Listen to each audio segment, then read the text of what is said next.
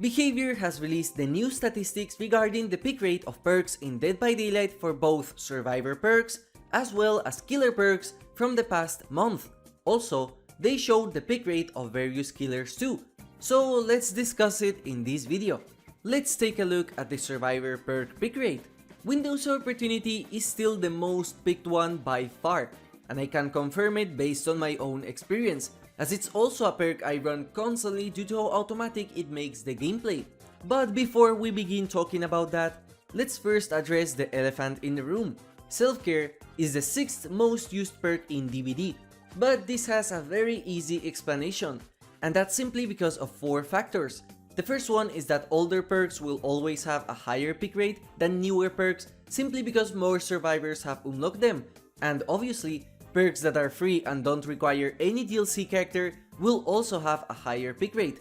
We also cannot forget that these statistics are based around all MMR and also all regions, and for some reason, self-care is a very popular perk in Asian servers. It's kinda sad that Bothany or Desperate Measures are nowhere to be seen in this list, but these factors explain why self-care is so used.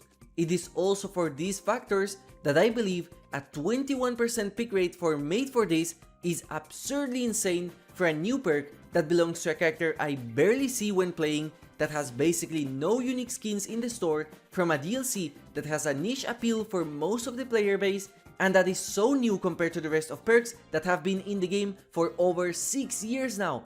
Made for This is an obvious anomaly, and the only explanation it has is pretty simple. If you still think that Made for This is not that good, you are either delusional or you should not give your opinion on game balance, as you're clearly biased. Made for This is a fantastic perk that has made an impact on the game, and to claim otherwise is to be disingenuous. And I don't think the argument of most survivor perks suck can be used, as I can name a lot of perks that do not appear in this list that are genuinely fantastic. For example, Reassurance, Hyper Focus, Prove Thyself, even Hope, a perk that stacks with Made for This and is a free perk, but is nowhere to be seen here. So no, Made for This is definitely a strong perk. On the other side of the spectrum, we have perks like Deja Vu, which surprised me a lot, especially the fact that it's picked over Kindred, a perk that I think all solo queue survivors should use. Don't get me wrong, Deja Vu is another very good perk that is free, and I recommend to everyone watching this vid to use it, but I thought it was an underrated perk. So to see it's the 7th most used perk in the game makes it not so underrated as I thought. As for the rest of perks, nothing surprises me. Adrenaline has been one of the most annoying perks since the release of the game, and exhaustion perks will always have a higher pick rate than usual, since you are at a disadvantage if you don't have at least one of them in your build, as they are perks that will impact chases the most. It's interesting how the existence of Made for This has reduced the pick rate of every single exhaustion perk, and how Dead Hard is still used, despite many players thinking the perk is no longer good. We also have Resilience, which doesn't surprise me either.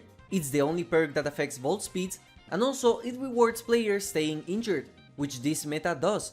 It was always one of the most picked perks thanks to the popularity of the vault speed build combined with Spine Chill, but I would bet that Spine Chill is possibly one of the least picked perks right now due to how gutted it is. What does surprise me a lot is the fact that not a single anti-tunneling perk is in this list if we do not count Dead Hard.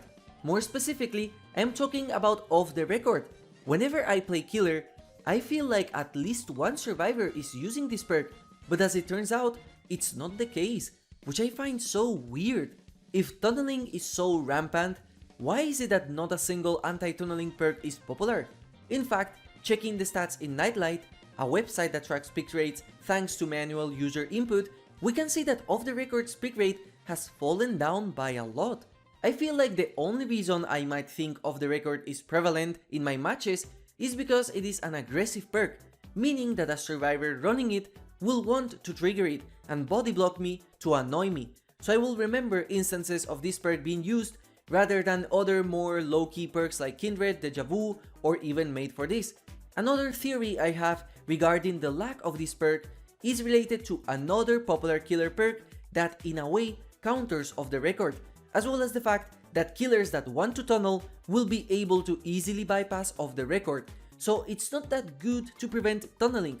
But still, even without tunneling, I think off the record offers insane value if you want to play the game in an aggressive way, as it's 80 seconds of endurance, and even if you don't use the endurance, it's 80 seconds of your aura being hidden. And talking about your aura being hidden, another very surprising perk that I don't see here is Distortion. I am a massive fan of aura reading builds, so I notice anytime a survivor has this perk, and it's almost every single match.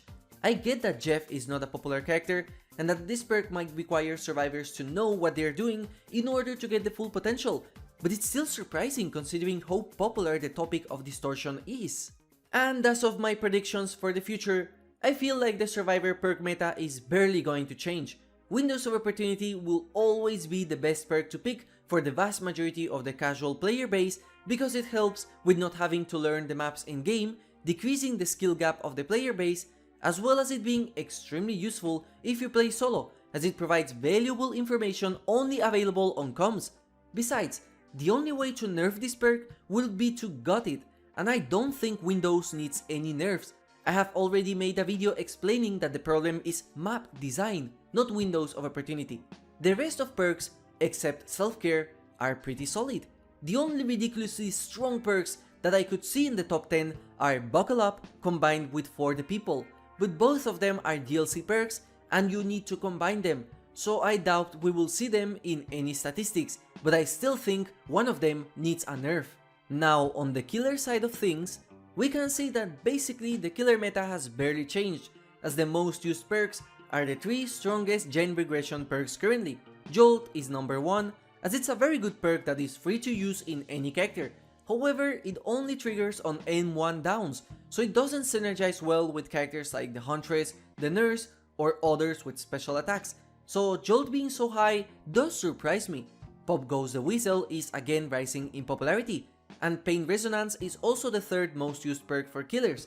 Both of them are fantastic choices that also reward hooking instead of being free value, so I will take this meta over the generator kicking one we had some months ago, or a free Hex Ruin meta that we've had for years.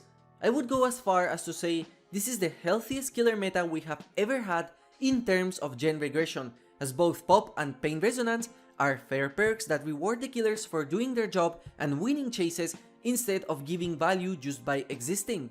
Sloppy Butcher is a great perk that, just like Jolt, makes your basic attacks significantly more annoying thanks to Mangled and Hemorrhage. Barbecue and Chili might be the most unlocked license perk in the game due to the fact that it was so necessary in the past before the prestige rework, so it doesn't surprise me being so high. And Lethal Pursuer is, in my opinion, not only my favorite perk in the game, but the best aura reading perk ever made, as it synergizes so well with the other add-ons and other aura reading perks that it's still insane, and I am shocked it's made its way into the game.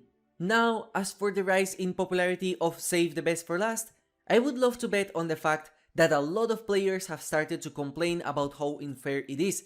Don't get me wrong, unlike Made for This enjoyers, I fully admit Save the Best for Last is genuinely overpowered, that also rewards killers that play badly or want to tunnel, especially if used on Demogorgon or Nemesis. I was an addict to this perk until the day I decided to stop, and I can tell my shreds with Demo have improved significantly. I think this is an example of the Streisand effect. Nowhere to Hide is the newest perk in this statistic, and that's because it's an amazing perk that I knew was going to be used a lot since the PTB of the night. But let's talk about one perk that is missing from here that I know will appear in the next statistic, Ultimate Weapon, a perk that is potentially the strongest tracking perk ever made. Not only is it strong, it also counters the most used perk by survivors, Windows of Opportunity. Taking a look at Nightlight reveals that it's the 12th most used perk for killers, as it has risen in popularity by a lot once players have discovered just how cracked it is, and I am sure with some time it will be a top 10 most used perk for killers. As for surprises, the only perk I can think of that I am surprised is not in the top 10 is Deadlock. It's literally a free value perk that guarantees a minute of gen slowdown at least, but I can't explain why it's not here, as that's because it belongs to the Cenobite, a character that is paid DLC, and also it doesn't synergize well with Pop Goes the Whistle. Another perk I wish became more popular is Bamboozle, because it's a really strong perk that I use with a lot of M1 characters, and I think it provides amazing value for M1 killers that are on the weaker end of the spectrum like Myers or the Pig. If any of the perks here needs a nerf, I think Save the Best for Last is the best candidate, and honestly, the more I have played with Ultimate Weapon, the more I agree that it might need a higher cooldown. The final thing the devs have shown us is the pick rate of the killers, and honestly, besides one outlier, I think it makes a lot of sense. Xenomorph has a 14% pick rate, obviously because it's a really strong killer, it's iconic and it's new. Wesker has decreased in popularity, but it's still a top 4, which just shows how fun and strong he is to play, and what a fantastic success the second chapter of Resident Evil was compared to the first one. I am really impressed with the Ghostface pick rate, as I don't see him so often. In fact, I have seen significantly more Blights than Ghostface players, but again, I assume it's simply because of MMR, and since this is the overall pick rate, my experience will be different than the one shown on these stats. There isn't much I can add to this. I would love if they also showed the kill rate and the lowest pick rate for killers too, but I guess this time they decided not to. Anyways, let me know what you think about these statistics, thank you for watching and have a nice day.